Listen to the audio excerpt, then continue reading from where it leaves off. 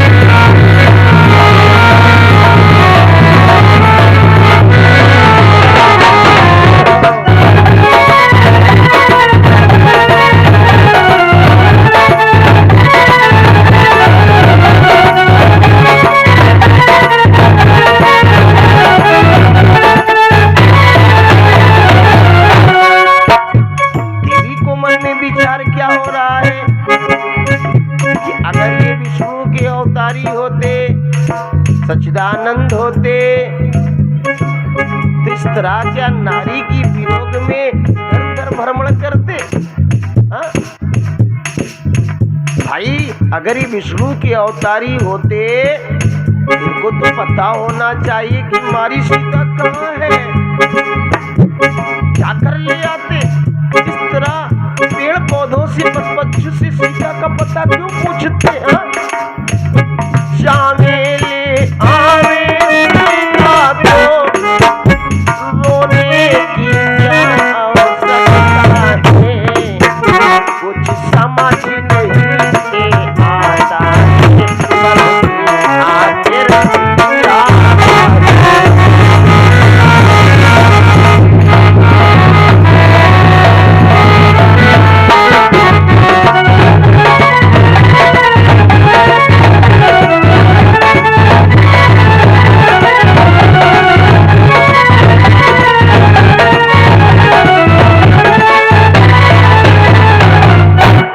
महाराज ने राजा परीक्षित से कहा कि जब देवी को शंका हुआ तो उसके मन में सवाल उठने लगे कि अगर ये सच्चिदानंद होते तो इनको पता होना चाहिए कि मेरी पत्नी कहाँ है, जाकर ले आते।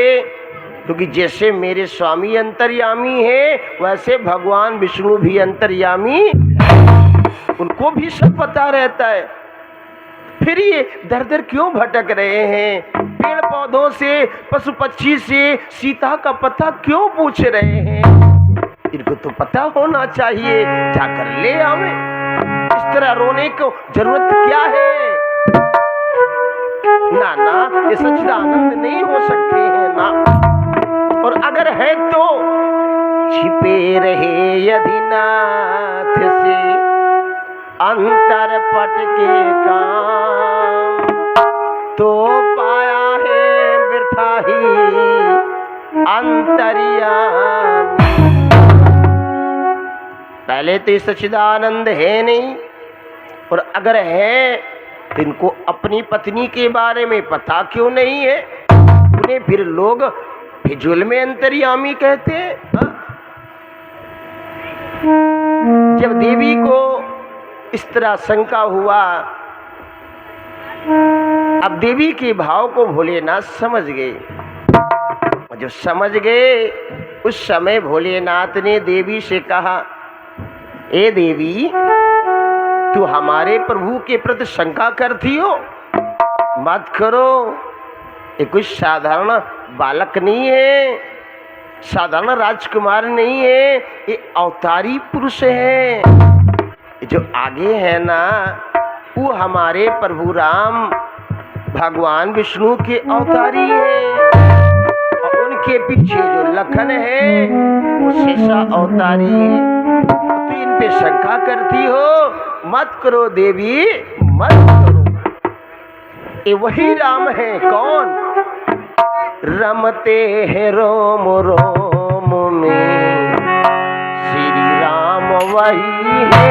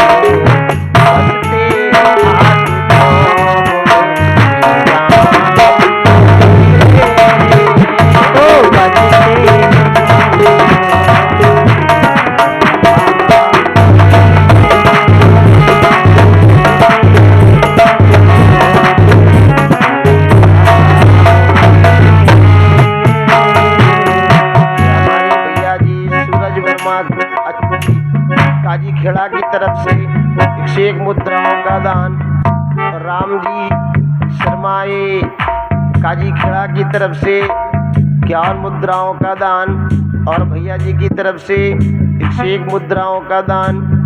काजी खेड़ा की ओर से भगवान कल्याण करे। जय श्री राधे, जय श्री श्याम। रमते हैं रोम रोम में श्री राम वही है। रमते हैं रोम रोम में श्री राम वही है। बसते हैं हाथ धोम, बसते हैं हाथ धोम। बसते हैं हाथ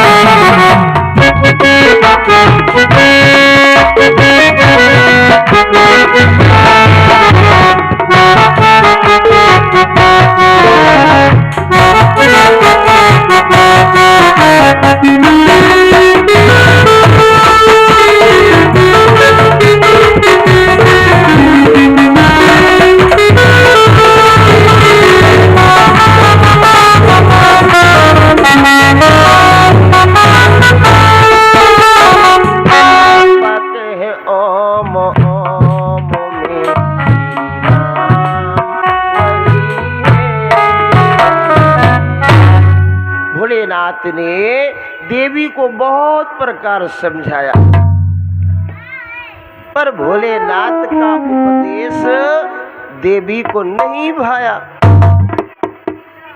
और जब उपदेश नहीं भाया, देवी को शंका का समाधान नहीं हुआ, तब भोलेनाथ बोल पड़े, क्या? जो तुम्हारे मन अत संदेह हो, तो जाई परीक्षा। अरे देवी, इतना बताने के बाद, इतना समझाने के बाद तेरा शंका का समाधान नहीं हुआ, तो जैसे शंका का समाधान हो, तू चाहे तो हमारे प्रभु की परीक्षा भी ले सकती, पर शंका मत कर देवी, मत कर। जिस इतना भोलेनाथ ने कहा, चाहो तो परीक्षा भी ले सकती हो। अब देवी को जिज्ञासा हुई परीक्षा लेने को। उस समय भोलेनाथ ने कहा, देवी तेरे अंदर जिज्ञासा तो जगी परीक्षा लेने को, पर एक बात को ध्यान रखना, तेरा स्त्री स्वभाव है, ऐसा कोई काम मत करना जिससे कोई गड़बड़ी आवे। ऐसा कोई काम मत करना देवी जिसे इतना कहा भोलेनाथ। अब देवी चल पड़ी। अब चल तो पड़ी, पर मन में विचार करती है, वो परीक्षा लूं तो कैसे लूं। अब देवी परीक्षा लेने को चली। भोलेनाथ ने सोचा, भाई ना जाने कितना समय लगे, चलकर हम भी पेड़ की छांव में बैठे। भोलेनाथ भी चल पड़े पेड़ की छांव में बैठने को। पर देवी सोच रही है, वो परीक्षा लूं तो कैसे लूं, क्योंकि किसी प्रकार की गड़बड़ी भी नहीं आनी चाहिए। क्योंकि स्वामी ने मुझे पहले से सावधान कर दिया है कि तुम्हारा स्त्री स्वभाव है, ऐसा कोई कार्य मत करना जिससे कोई गड़बड़ी आवे। कैसे लूं भाई परीक्षा। अब सोचा विचारी कर रही है, तब उसको मन में विचार आया कि क्यों ना हम सीता के रूप में जावें। भाई अगर मुझे पहचान जावेंगे तभी कोई बात नहीं पहचान पावे तो समझू कि वो साधारण राजकुमार है। सीता के रूप में जाने में कोई दिक्कत नहीं होने वाली। ऐसा विचार करके सती मैया अपना रूप सीता का बना लिया। सीता का रूप धरा गिरजा संभाल के, सीता का रूप धरा गिरजा संभाल के।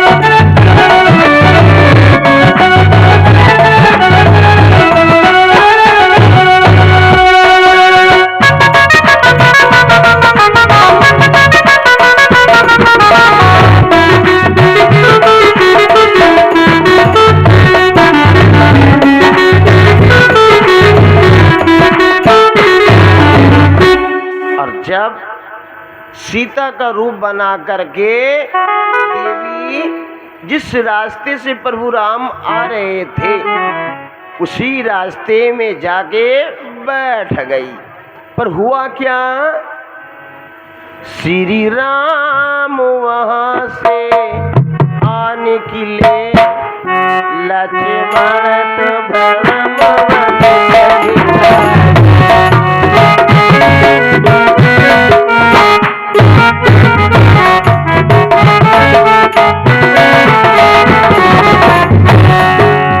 लखन पहला नजर तो लखन की पड़ो, और जब नजर पड़ी कहा भैया भैया वो हम लोग दर दर भटक रहे और मैया देखो सामने बैठी है श्री राम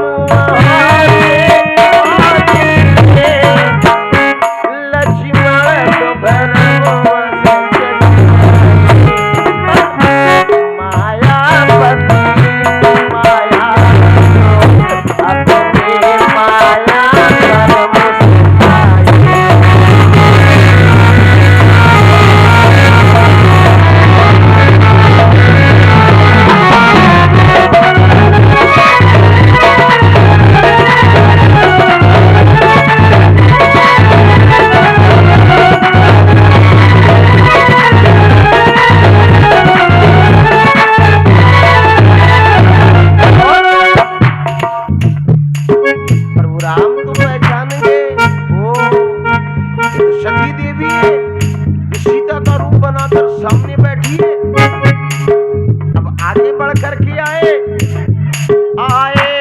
प्रेम से प्रणाम किया, बचना मृतशीली सिया क्यों शिवे यहाँ क्या करती कैलाशी कहाँ किया।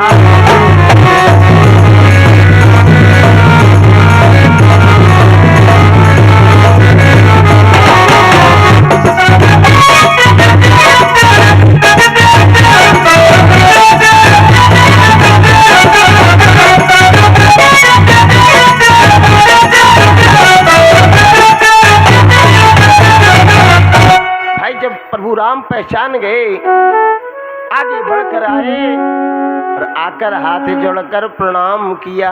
प्रणाम देवी। ओ ये घने जंगल में अकेली क्या कर रही हो? वो कहाँ है भूत भावन भोलेनाथ जी? और जिसे भोले बाबा के बारे में पूछा, अब देवी को पता चल गया हो ये तो अंतर्यामी है, मुझे पहचान गए। इसका मतलब स्वामी सत्य कह रहे थे। स्वामी ने तो हमें बहुत प्रकार से समझाया, पर उनकी बात को ना मानकर मैंने परीक्षा ले ली। अब देवी वहां से भागी, पर देवी को दुख हुआ। क्यों?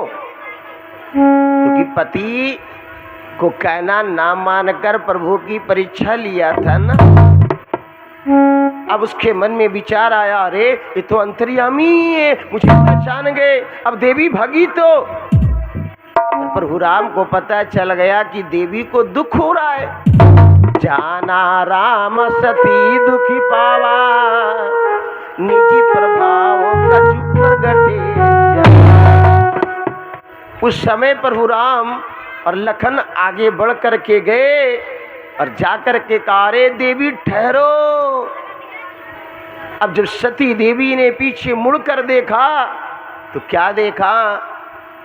प्रभु राम, सीता, लखन खड़े हुए हैं। 33 कोट देवी देवता उनकी जय जयकार।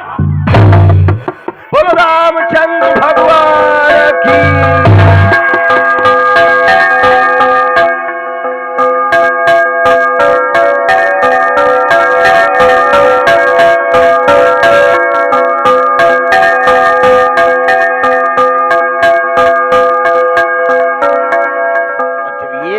देखा देवी ने, वो मन में विचार करने लगी, एक कैसी प्रभु की लीला है, एक कैसा इनको खेल है। अब देवी और घबरा गई। इधर तो भोलेनाथ इंतजार कर रहे थे कि आखिर कब आएगी देवी परीक्षा लेकर। इतना समय व्यतीत हो गया पर अभी नहीं है। और तब तलक देवी घबराई भगते हुए आई। गई समीप महेश तब हंस पूछे कुशला, लेना परीक्षा किस तरह कहा वो सत्य सब। जब देखा देवी घबराई हुई है, डरी हुई है, उस समय भोलेनाथ मुस्कुराने लगे और मुस्कुराते हुए कहा, अरे कहो देवी कहो, कैसे लिया परीक्षा कहो। उस समय देवी ने हाथ जोड़कर कहा, स्वामी आपके प्रभु के चरणों में जाके प्रणाम कर आई हूँ और इन नेत्रों से जी भरकर उन्हें देख आई हूँ। अब ये सुनकर तो भोलेनाथ को विश्वास नहीं हुआ। भोलेनाथ विचार करने लगे, इसे हमने इतना समझाया, इतना बताया, उसका शंका का समाधान नहीं हुआ था,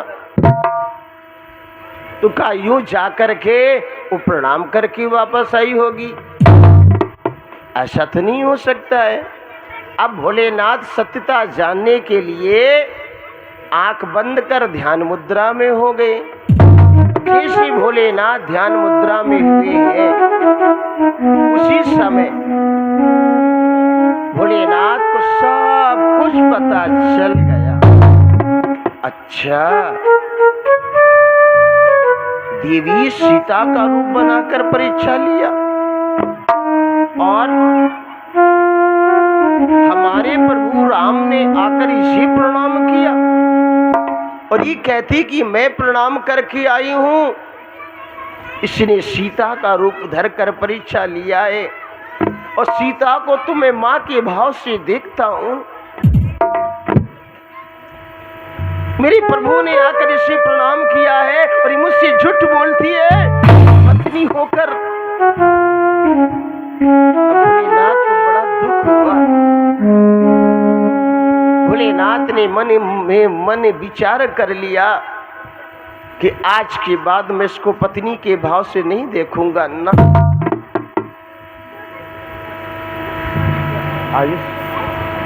ये हमारे प्रदीप भैया के सुपुत्र आयुष सिंह की तरफ से 101 मुद्राओं का दान भगवान के चरणों में हसवापुर की ओर से।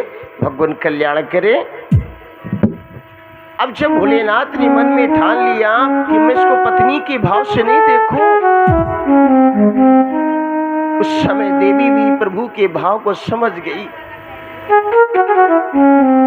प्रभु के चरणों में गिरकर रोने लगी, स्वामी ऐसा भाव मत करो, स्वामी मत करो, मुझे पत्नी के भाव से देखो, स्वामी पत्नी के भाव से।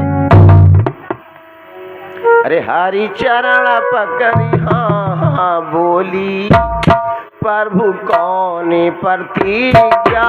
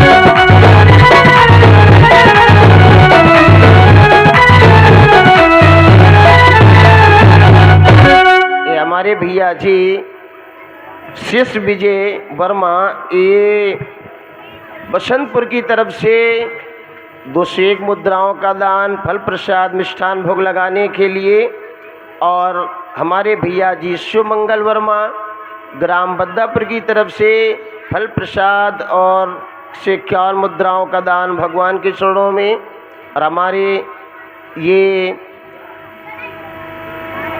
संग्राम प्रधान जी के भैया जी ये गुड्डू वर्मा बद्दापुर की तरफ से 101 मुद्राओं का दान भगवान के चरणों में, और भैया जी की तरफ से 101 मुद्राओं का दान भगवान कल्याण करे, सदा भंडार भरा रखे। जय श्री राधे, जय